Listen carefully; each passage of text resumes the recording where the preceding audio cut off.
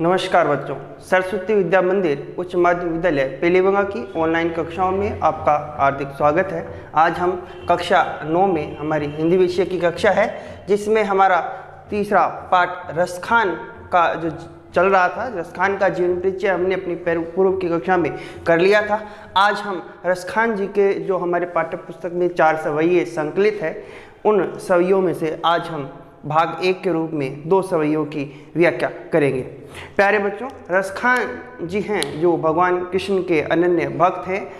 भगवान कृष्ण के ही प्रति उनका अनुराग नहीं है। भगवान कृष्ण की जो जन्मस्थली है ब्रजभूमि, राधा कृष्ण की जो लीलाएं हैं, भगवान कृष्ण के साथ जो गोप ग्वालों की जो लीलाएं हैं, उनके साथ भी उनका सामीप्य संबंध है। प्यारे बच्चों, रसखान जी के काव्य में हमें भगवान कृष्ण की भक्ति का ही नहीं, राधा कृष्ण की लीलाओं का भी वर्णन मिलता है। ब्रज की महिमा कैसी है उसका वर्णन मिलता है, और उसी बात को हम यहाँ पर साक्षात दर्शन भी कर सकते हैं, देख भी सकते हैं जब हम इन सवैयों को पढ़ेंगे। प्यारे बच्चों, रसखान जी का जो प्रेम है, उनकी तन्मयता, भाव विवलता, आसक्ति के प्रति उल्लास जितना प्रमुख है, उतना ही उनका ब्रज भाषा के ऊपर अधिकार है। उनके काव्य में हमें ब्रज भाषा में जरा भी शब्दाडंबर दिखाई नहीं देता, मने शब्दों का दिखावा नहीं है। जो भाव उनके हृदय में व्यक्त हुए हैं, उन्हीं भावों को बड़े सरलता से ब्रज भाषा के माध्यम से अपने सवैयों में उन्होंने व्यक्त किया है। तो बच्चों, हम सवैयों को देखते हैं, और हमारा जो प्रथम सवैया और द्वितीय सवैया है, ये दोनों ही सवैये भगवान कृष्ण की भक्ति के परिचायक हैं। उनके अनन्य समर्पण की बात हमें यहाँ पर दिखाई देती है, और समर्पण में 2 अलग अलग भाव जो हैं वो यहाँ पर प्रदर्शित है। जिसमें पहले में अनन्य समर्पण तो है, समर्पण के साथ साथ में वे पुनर्जन्म में विश्वास करते हुए उनके संग, उनकी जो लीलास्थली है वहाँ रहना वो चाहते हैं। ऐसा एक समर्पण सामीप्य का भाव है, वो रसखान जी का यहाँ पर हमें दिखाई देता है। प्यारे बच्चों, छंद का हम वाचन करें। मानुष हो तो वही रसकानी, बसो ब्रज गोकुल गांव के ग्वारण। जो पशु हो तो कहाँ बस मेरो, चरो नित नंद की धेनु मजारण। पान हो तो वही गिरी को, जो कियो हरि छत्र पुरंदर धारण।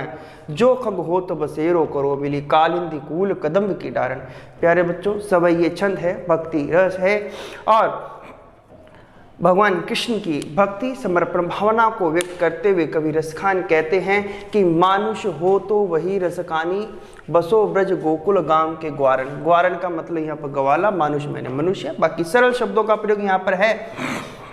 बसो मैंने बसना, ब्रज गोकुल का है, ब्रज प्रदेश है, गोकुल गांव का नाम है। भगवान कृष्ण का जन्मस्थल गोकुल गांव। जो पशु मैंने पशु हो तो कहाँ बस मेरो, कहाँ पर वश मैंने मेरा वश है। चरो नित, चरो मैंने चरना, नित्य मैंने हमेशा रोज प्रतिदिन। नंद की धेनु मतलब नंद की गायों के, मझारण मैंने बीच में। पाहन मैंने पत्थर हो तो वही गिरो, वही गिरी मैंने उस पर्वत का। जो कियो हरि छत्र, हरि मैंने भगवान कृष्ण ने छत्र के रूप में क्या किया, पुरंदर धारण। पुरंदर का मतलब इंद्र को के लिए धारण, मैंने उसको धारण किया अपनी अंगुली पे। यहाँ पर एक छोटी सी कथा है कि भगवान श्री कृष्ण ने गोवर्धन पर्वत को, ब्रजवासियों को, गोकुलवासियों को इंद्र के प्रकोप से, इंद्र भगवान वर्षा के देवता हैं, इंद्रदेव अपने घमंड के कारण क्या है कि उस प्रदेश में अत्यधिक वर्षा करते हैं, तो उससे बचने के लिए भगवान हरि माने श्री कृष्ण ने छत्र की तरह उस गोवर्धन पर्वत को धारण किया, और उस इंद्र के गर्व का क्या किया, गर्व को तोड़ा, गर्व को चकनाचूर किया। जो खग मैंने पक्षी हो तो बसेरो मैंने बसूं, मैंने रहूं। कहाँ पर, कालिंदी मैंने यमुना, कूल मैंने किनारा, कदम की डाल मैंने कदम्ब वृक्ष की डालियों पर। हम व्याख्या देखें, कवि रसखान भगवान श्री कृष्ण के प्रति अनन्य समर्पण भाव के साथ कहते हैं कि अगर मेरा कभी इस धरती पर पुनर्जन्म होता है तो मैं भगवान श्री कृष्ण की लीला स्थली पर ही रहना चाहूँगा। रसखान जी कहते हैं कि अगर मुझे पुनर्जन्म के रूप में अगर मेरा जन्म मानुष मैंने मनुष्य के रूप में होता है तो मैं वहीं बसना चाहूँगा। कहाँ पर? ब्रज प्रदेश के गोकुल गांव के ग्वालों के मध्य। क्यों? क्योंकि भगवान श्री कृष्ण ने उन्हीं ग्वालों के साथ गोप लीलाएं की थी, ग्वालों के साथ लीलाएं की थी, खेल कूद किया था, क्रीड़ाएं की थी। और रसखान उनके संग रह करके भगवान श्री कृष्ण की उस अनुभूति को, उन एहसास को जीवंत रूप में जीना चाहते हैं। क्या? कि वे ब्रज प्रदेश के गोकुल गांव के ग्वालों के मध्य जन्म लेना चाहते हैं, माने ग्वाले के रूप में जन्म लेकर के श्री कृष्ण की उस ब्रज भूमि पर ही रहना चाहते हैं। आगे कहते हैं, जो पशु हो तो कहाँ बस मेरो, चरो नित नंद की धेनु मजारन। जो पशु हो तो कहाँ बस मेरो। इतनी पंक्ति का अगर हम अर्थ देखें तो यहाँ पर रसखान जी कहते हैं, अगर मैं पशु होता तो मेरा उस पर कोई वश नहीं है। क्योंकि मनुष्य एक समझदार प्राणी है, उसके पास बुद्धि है, परंतु पशुओं के पास बुद्धि तो हो सकती है परंतु वो समझदार प्राणी नहीं माना गया है। वो एक नियमित दिनचर्या में अगर हम ढालें तो पशु रह सकता है, परंतु समझदार प्राणी के तौर पे नहीं कहा गया।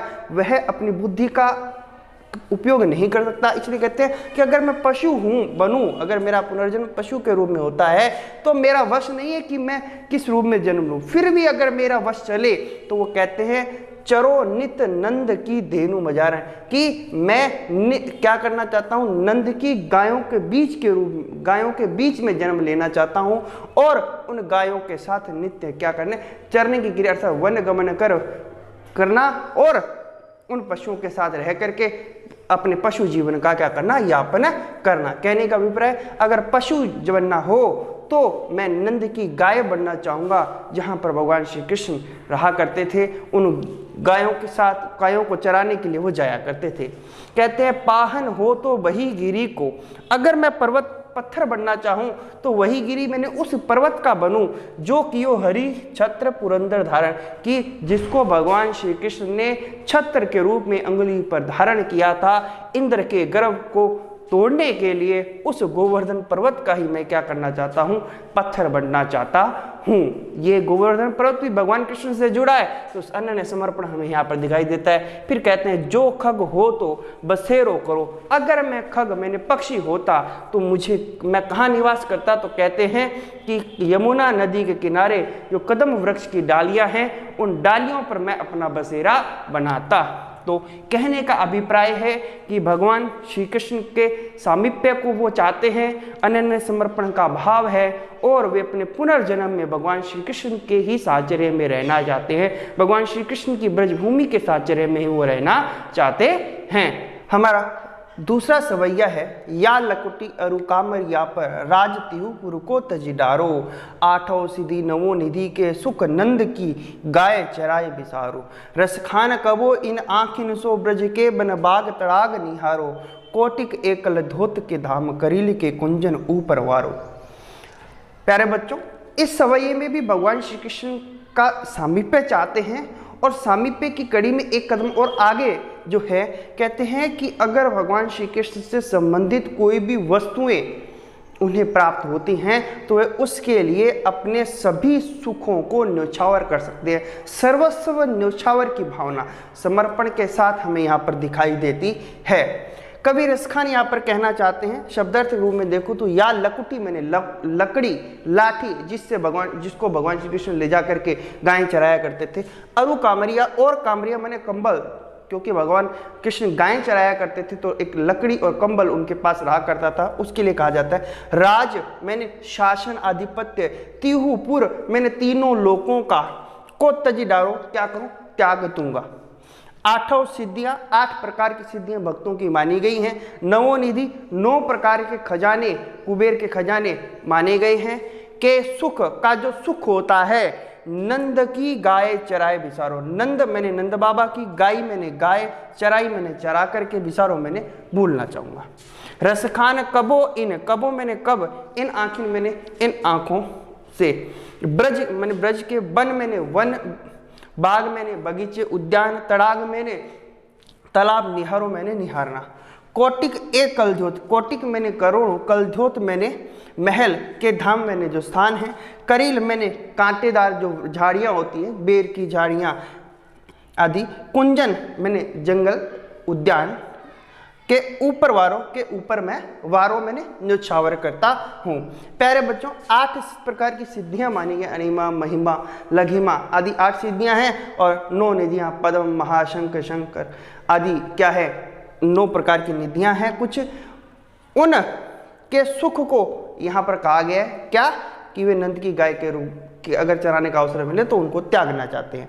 तो हम इनका भावार्थ रूप अगर देखें तो क्या है, भगवान श्री कृष्ण के सामीप्य अन्य समर्पण भाव को व्यक्त करते हुए रसखान उनसे उनकी जो प्रिय वस्तु हैं अगर उन्हें उनका सामीप्य मिलता है, उनका साचर्य मिलता है तो अपना सर्वस्व न्योछावर की भावना यहाँ पर व्यक्त करते हुए कहते हैं कि या लकुटी अरु कामरिया पर राज तिहुपुर को तजिडारो।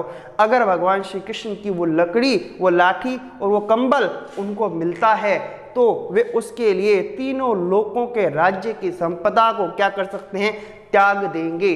कहने का मतलब लकड़ी और उस कंबल को लेकर के वे अपने जीवन का यापन कर लेंगे। भगवान श्री कृष्ण का सामीप्य और उनकी वस्तु का सामीप्य तो और अत्यधिक उन्हें क्या है, प्रिय है। इसके लिए अगर उन्हें तीनों लोकों का राज्य भी मिलता है तो वे उस राज्य को क्या कर देंगे, त्याग देंगे।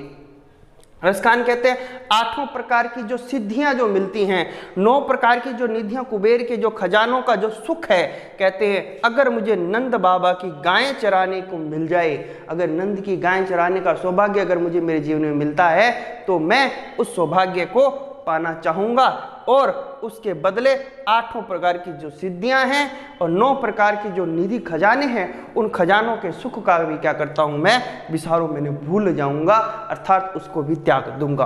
कहते हैं रसखान कबो इन आँखिन सो। रसखान जी कहते हैं मुझे कब मेरी इन आँखों को क्या करेगा, क्या कर रहे हैं, कह रहे हैं कि कब इन आंखों को ब्रज के ये जो वन हैं, ब्रज के जो उद्यान हैं, बगीचे हैं, ब्रज के जो तालाब है, इनको निहारने का अर्थात मुझे देखने का सौभाग्य प्राप्त होगा। कवि रसखान कहते हैं कि मेरी इन आंखों को, मुझे मेरे जीवन में ऐसा सौभाग्य कब आएगा, जब मैं ब्रज प्रदेश के जो वन हैं, जो बाग हैं, जो बगीचे हैं, जो तालाब हैं, उनको निहारने का मुझे मौका मिलेगा। क्यों, भगवान श्री कृष्ण यहाँ पर प्रत्येक स्थान पर गए हैं, उन स्थानों पर जाकर के उस अनुभूति, उस एहसास को वो जीवित करना चाहते हैं। तब वो कहते हैं कि अगर मुझे इनको देखने का सौभाग्य प्राप्त होता है तो कहते हैं कोटिक एक कलध्योत के धाम, करोड़ों सोने के महल, करीली की इन कुंजन, मैंने इन वनों के, इन कंटीली झाड़ियों के ऊपर क्या करना चाहूँ, करील के इन कुंजों के ऊपर क्या करना चाहता हूँ, मैं वारूंगा अर्थात न्योछावर कर दूंगा। अगर एक तरफ मुझे करोड़ों सोने के महल मिल जाए और एक तरफ करील के कुंजन में, इन कुंजों में, इन बगीचों में जाने का अगर मुझे सौभाग्य प्राप्त होता है तो मैं इन कुंजों में जाना पसंद करूंगा, इन सोने के महलों को मैं न्योछावर कर दूंगा इन कुंजों पर। कहने का अभिप्राय है कि भगवान श्री कृष्ण से के सामीप्य के लिए उनकी जो वस्तुएं हैं वो उनके लिए अत्यधिक प्रिय हैं, अत्यधिक उन्हें उनसे लगाव है, स्नेह है। और उसी स्नेह को क्या कहते हैं कि मैं इस संसार के जितने भी भौतिक सुख साधन हैं, उन साधनों के कारण, उन वस्तुओं के सुख को, उन वस्तुओं से प्राप्त होने वाले आनंद को मैं नहीं त्यागना चाहूँगा। प्यारे बच्चों, इस प्रकार ये जो दोनों सवैये हैं, दोनों में भगवान श्री कृष्ण का समर्पण भाव तो दिखाई देता है। समर्पण के साथ हमें पूर्व वाले में भगवान श्री कृष्ण के ब्रज प्रदेश में ही उनका निवास स्थान हो, ऐसा रसखान जी कहते हैं कि मेरा जीवन वहीं व्यतीत हो, पुनर्जन्म में विश्वास करते हुए कहते हैं। और दूसरा जो सवैया भगवान श्री कृष्ण सामीप्य के साथ में अगर उनके के साथ की जो वस्तुएं अगर उन्हें प्राप्त होती है, उसके लिए वे अपने जीवन का सर्वस्व न्योछावर की जो भावना है, वो भावना यहाँ पर हमें दिखाई देती है। तो प्यारे बच्चों, इन व्याख्याओं को आप बार बार सुने, पढ़ें, समझें और अपने चित्त में धारण करें। बड़े ही रस की खान भगवान श्री कृष्ण के भक्त जो रसखान के ये सवैये हैं। अगली कक्षा में मिलते हैं। धन्यवाद।